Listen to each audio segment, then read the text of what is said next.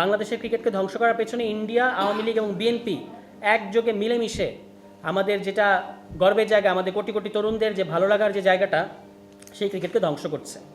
এর সাথে জয় শাহ, বিজেপির অমিত শাহর সন্তান এবং এখন সম্ভবত আইসিসি তিনি প্রেসিডেন্ট, এই ভদ্রলোকের প্রচ্ছন্ন প্রশ্রয়ে বাংলাদেশের ক্রিকেটকে ধ্বংস করা হচ্ছে।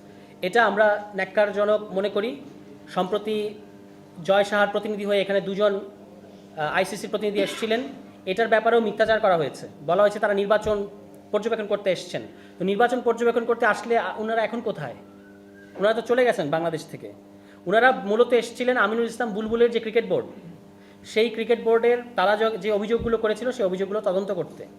একটা খুব সহজ প্রশ্ন, যে এই যে হায়দ্রাবাদে আইসিসির যে সভাটা হয়ে গেল, সেখানে বাংলাদেশ ক্রিকেট বোর্ডের বর্তমান যিনি সভাপতি, মানে অ্যাডহক কমিটি যিনি প্রধান, তামিম ইকবাল সাহেব কেন দাওয়াত পেলেন না? কারণ জয় সাহা যাতে মাতাল হলো তালে ঠিক আছেন।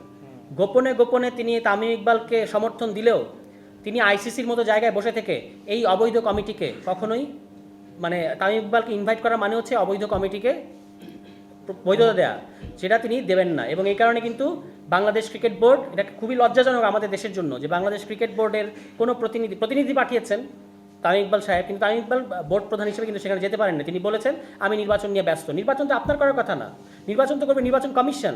এবং যারা আইসিসির যে প্রতিনিধিরা আসলো তারাও তো নির্বাচন কমিশনের সাথে বসলো না, তারা বসেছেন আপনার সাথে, তারা বসেছেন আমিনুল ইসলাম বুলবুলের সাথে।